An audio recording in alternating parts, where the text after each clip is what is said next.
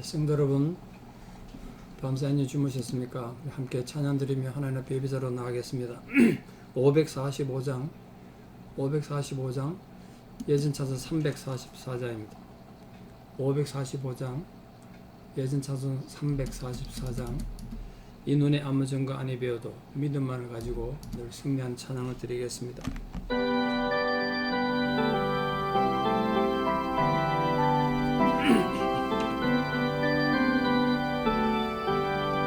이 눈에 아무 정도 아니 배워도 믿음만을 가지고서 널 걸으며 이 귀에 아무 소리 아니 들려도 하나님의 약속 위에 서리라.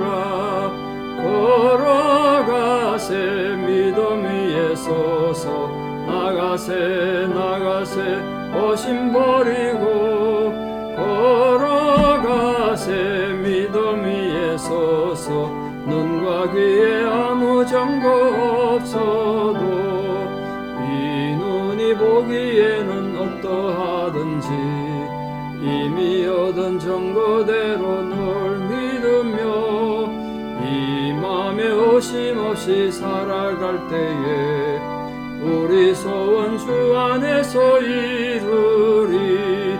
걸어가세 믿음 위에 서서 나가세 오심 버리고 걸어가세 믿음 위에 서서 눈과 귀에 아무 증거 없어도 주님의 거룩함을 두고 맹세함. 주 하나님 아버지는 참 미쁘다.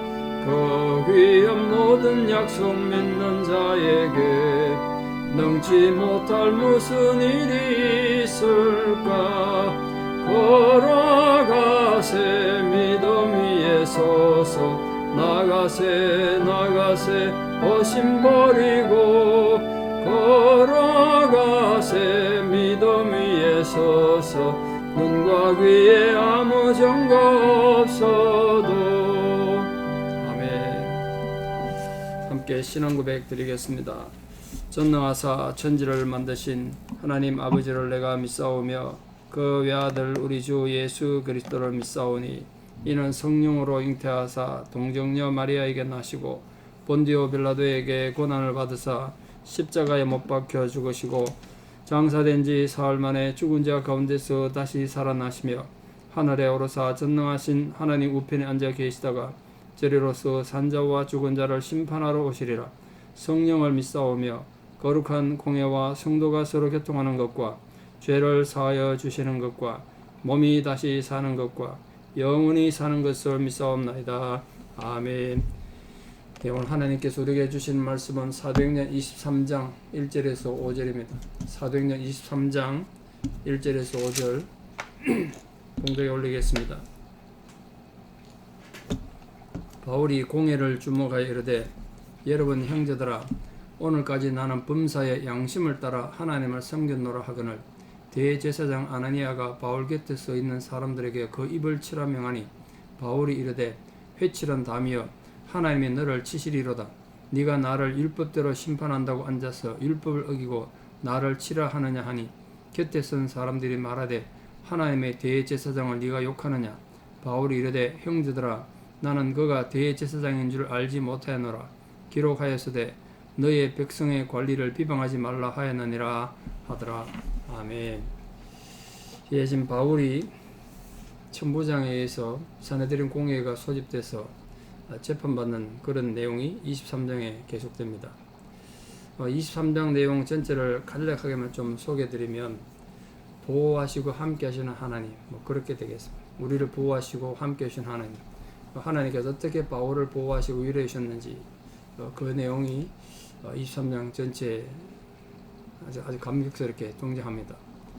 전반부에 오늘 보실 내용이 사내들인 공회 앞에서 자신의 입장을 밝히는 바울의 변론과 또 그 변론으로 인해서 이제 또 사두개인과 바리새인들 간의 논쟁이 벌어질 겁니다. 어떻게 보면 그건 바울의 어떤 깊은 생각에서 나온 것이 아닌가 이렇게 생각합니다. 그러니까 이 바리새인들이나 사두개인들이 바울을 공격하는 그 공격이 얼마나 험한 것이고 기초가 약한지 바울이 던진 말 한마디에 자기들끼리 싸운 겁니다. 후반부에 가면 바울을 죽이기로 작정한 40명의 분노에 찬 유대인들이 그들을 바울을 죽이지 않으면 먹지도 마시지도 않겠다. 그런 헛된 데다가 금식을 기도하라는 금식 기도. 그 업무를 알아챈 천부장이 로마 병사들 하여금 바울을 보호해서 벨릭스 총독에게로 그를 인도하는 그런 사건이 이어나오겠습니다. 이 사건을 통해서 하나님의 놀라운 보호와 섭리 손길이 언제나 바울과 함께 한다는 걸 우리가 눈으로 보게 될 것입니다. 간접적으로는 천부장으로 하여금 그 경난 유대인들에게서 바울을 지키게 하셨고 또 바울을 죽이려고 하는 40여 명의 유대인 특공대들의 그 업무를 그 바울의 조커가 알려줘서 천부장이 바울을 지켜주는 그런 내용을 보시게 되겠습니다. 또 직접적으로는 좀 감동적입니다만 바울이 아마 그런 어려움 당하면 바울도 위축됐을 것 같아요. 아마 많이 위축된 것 같아요. 두려움에 사로잡히고 언제 죽을지 모르니까요. 자기 죽이겠다고 40명의 자객이 지금 기다리고 있다고 그러면 위축되지 않겠습니까? 그런 심리적으로 불안한 시기에 예수님께서 직접 바울에게 나타나셔서 위로해 주시는 그런 장면을 보시게 되겠습니다. 그러므로 오늘 모든 성도들도 여러분이 살아가는 상황이 여러 가지 참 힘들고 어려운 분도 계시고 지금 자녀들의 심각한 질병으로 수술을 앞두고 있는 분도 계시고 오래된 자녀들의 질병으로 고통받는 부모님도 계십니다. 또 산불 때문에 위험 겪는 분도 계십니다만 여러 가지 힘들고 어려운 상황에 질병으로 또 환경의 어려움으로 고통받는 분들이 계시는데 그런 어려운 가운데 여러분들에게도 바울과 함께 하셨던 하나님의 위로가 여러분을 찾아와 주셔서 위로해 주시고 또 담대하라고 격려해 주시고 용기를 주시는 하나님의 위로가 또 하나님의 음성 듣는 시간이 되기를 바랍니다. 자, 공의 앞에 선 이 바울이 재판할 때 첫 번째 뭐라고를 말씀했느냐? 여러분 형제들아 오늘날까지 내가 양심을 따라 범사에 하나님을 섬겼노라 그렇게 말했습니다. 이게 여러분 형제들아 이렇게 불렀습니다. 그 유대인 회중들 사이에 통용되던 정식 호칭인데 여러분 형제들아 나도 너희들과 동등한 입장에 있다 이런 뜻이에요. 바울이 여러분 형제들아 이렇게 불러 원수가 아니다 내가 이 말이죠. 특히 오늘날까지 내가 양심을 따라 하나님을 섬겼노라 이 말을 참 아문하기 힘들지 않겠습니까? 여러분 양심을 따라 하나님을 섬기고 사십니까? 바울은 모든 삶의 태도, 목적, 방법이 오직 하나님만 보고 살았다는 거예요. 하나님의 뜻에 의해서 행해왔다는 거죠. 그 인간의 자기 고집이나 자기 확신이나 자기 정의감이 아니라 바울은 하나님만을 바라보고 살았다. 그걸 지금 이렇게 표현했어요. 우리 모든 성도들도 어떤 상황에서도 내가 양심을 따라 하나님 앞에 하나님을 바라 섬겨노라 이렇게 외칠 수 있는 사람이 됐으면 좋겠습니다. 또 그 예를 들어서 벨릭스 나중에 총독 앞에 가서도 내가 하나님과 사람을 대해서 항상 양심에 끄리낌 없기를 내가 힘썼다. 이 총독 앞에서 벨릭스 총독 앞에서 재판 받을 때 그렇게 고백하는 그 자신만만한 바울의 태도를 우리 앞에 보게 될 것입니다. 자, 이처럼 바울은 언제나 하나님 앞에서 순전하게 살려고 노력했고 그런 그 하나님 앞의 사상 우리 라틴어로 코람데오라 그러는데 코람데오 여호와의 존재 앞에 하나님 앞에서 여러분 항상 삶이 무슨 일을 하든지 하나님 앞에 머물러 있으면 세상을 함부로 살기 어렵지 않겠습니까? 우리 모든 성도님들 사람 눈에 보이는 사람 말고 보이지 않는 하나님 앞에 살아가는 분들 되기를 바라요. 바울이 그 사상으로 살았다는 거예요. 그러니까 역시 그 하나님 앞에 살다 보니까 사람들 앞에서도 정직히 행한 거죠. 이런 바울의 삶은 입으로는 하나님 앞에 산다고 하면서도 뭔가 불의를 행하거나 사람들을 의식해서 잘난 척하고 또 눈에 안 보이는 하나님을 팽개치는 그런 잘못된 성도의 삶은 살지 않도록 우리 자신을 좀 돌아봐야 되지 않을까 이렇게 생각합니다. 자, 바울이 그렇게 얘기를 하니까 그 입을 치라 외치는 사람이 있었습니다. 이 바로 당시 대제사장이었던 아나니아였습니다. 이 대제사장 아나니아는 참 문제 많은 사람인데요. 대제사장인데 역사에 어떤 기록에 하면 요세푸스의 기록에 하면 인격적으로 좀 문제가 많은 사람인 걸로 그렇게 기록이 되어 있어요. 사람이 굉장히 잔인한 사람으로 기록되어 있습니다. 아버지가 네베데우스였는데요. AD 48년에 헤롯 아그리파 2세 왕에서 대제사장으로 임명된 후에 AD 58년까지 대제사장으로 머물러 있었습니다. 그런데 AD 52년경에 유대인들과 사마리아인들이 엄청나게 내전 비슷하게 싸움을 벌이는데 거기에 대한 책임을 지고 대제사장이니까 책임을 지고 로마에 압송돼서 재판을 받았습니다. 그때 로마 황제가 4대 황제 글라우디우스 황제였는데요. 헤롯 아그리파 2세가 노력을 많이 했어요. 이 사람 죄가 없다. 그래서 잘못해서 목이 달아날 뻔했는데 헤롯 아그리파 2세 노비에 가지고 로비를 인해가지고 황제의 사면을 받았습니다. 그러다 보니까 이 사람이 정치와 손을 잡으면 죽음이 여기서 살아나는구나. 그 경험을 통해서 알았는지 자신의 목적을 위해서는 암살자들, 도둑들, 강도들하고도 손을 잡고 그렇게 살았어요. 그러니까 아주 부유하고 거만한 사악한 전형적인 사두개인으로 그렇게 기록되어 있습니다. 대제사장이 전부 사두개인이었거든요. 그러니까 백성들을 고통은 알지도 못하고 정치인들에게 뇌물을 바치고 또 뒷돈 챙기는 그런 사악한 사두개인이었습니다. 그러니까 사내들인 이 공회에서 사람들 보고 바울 입을 치라고 명령한 것도 평소에 그의 잔인하고 가혹한 성품을 나타내주는 단면이 아닌가 생각합니다. 지금 공개적인 자리에 천부장이 나와 있고 재판한다고 모였는데 뭐 법을 따지기도 전에 무조건 두드려 패라 이 소리부터 한 거죠. 그는 로마인들과 협조적이기 때문에 민족주의적인 유대인들에게 미움을 많이 받았습니다. 유대인들에게서 아주 미움을 많이 받았어요. 대제사장인데 이 몸은 높아서 대제사장인데 제사 드리는 걸 총괄하는 대제사장인데 유대인들로부터 매국노 같은 그런 존재로 욕을 먹었어요. 그러다 보니까 결국은 유대인들이 AD 66년에 그 유대 독립전쟁이라고 그럽니다만 로마 입장에서 유대 반란으로 기록되어 있는데 그 전쟁을 해서 3년 뒤에 예수님이 예언한 대로 예루살렘 돌이 하나도 돌 위에 남지 않도록 완전히 멸망당해서 전세계 흩어지는 비극적인 전쟁을 하는데요. 그 전쟁이 일어났을 때 맨 먼저 군중들에 잡혀 매맞아 죽었습니다. 이 원한이 얼마나 컸던지 유대인들이 있습니다. 그러니까 그게 대제사장 아나니아입니다.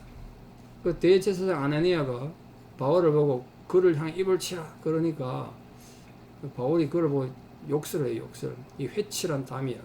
회칠한 담. 팔레스타인 지역에서는 보통 가옥의 담을 자갈이나 흙벽돌로 쌓고 그럼 보기 싫잖아요. 근데 거기에다 회를 바른 거죠. 석회. 그럼 하얗게 보이는 거죠.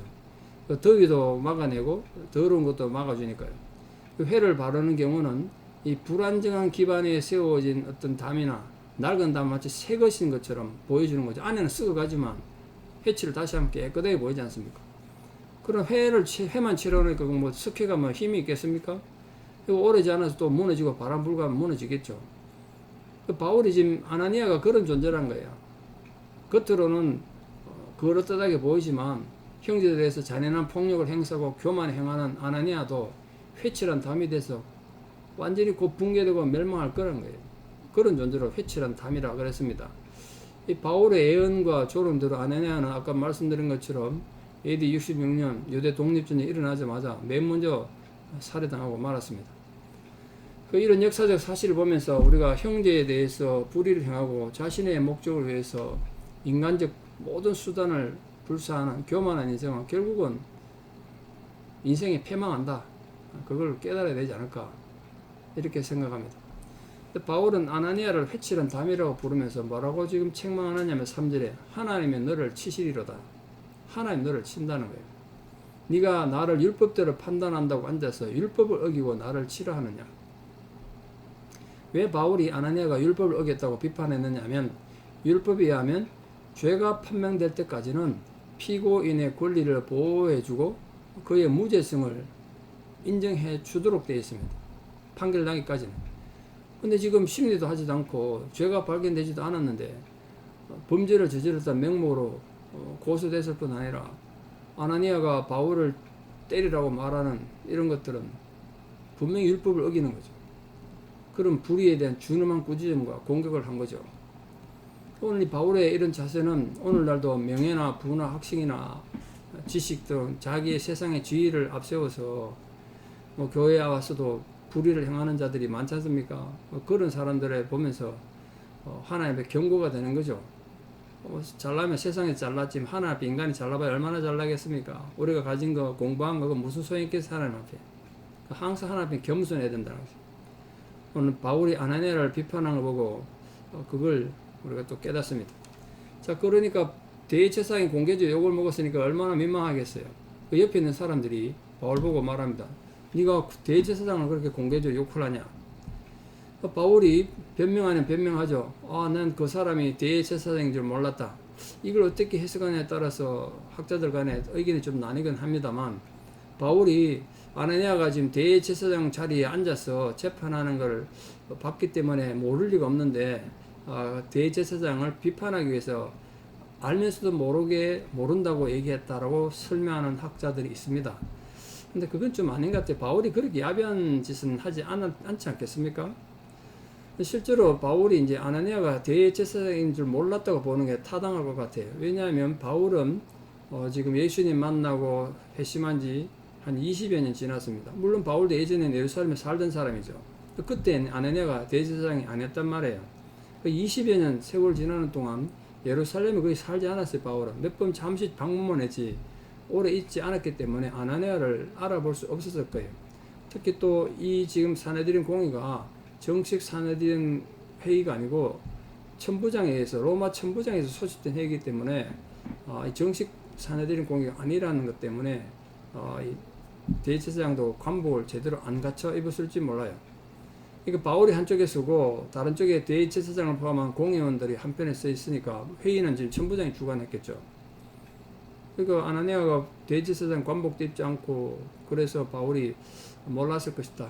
뭐 이렇게 생각합니다. 뭐 고의로 아나니아를 대제사장인 몰랐다 그렇게 말한 건 아니라고 생각해요. 오히려 바울은 백성들이 하나님의 세운 지도자한테 예의를 갖춰야 한다. 뭐 그렇게 지금 얘기한 걸로 지금 얘기하고 있죠. 그러니까 우리가 불의하고 패역한 사람들에게는 하나님의 이 말씀으로 대직을 해야 되겠지만 질서와 예의는 지켜야 된다. 바울이 그렇게 말씀함으로 이제 뒷얘기가 길어서 오늘 좀 잘랐습니다만 이 하나님의 도우심으로 이 불의한 재판을 어떻게 바울이 또 이겨내고 그 과정에서 어떻게 하나님 위로를 받는가 그걸 오늘 보게 될 것입니다. 오늘 말씀의 핵심은 이것입니다. 바울이 이렇게 불의한 재판도 받고 또 인격적으로 모독도 당하고 힘들고 어려운 상황이 있지만 그러나 하나님은 늘 그와 함께 계셨고 성령께서 그와 함께 계시고 주님이 그와 함께 하심으로 위로하시고 격려해 주셨습니다.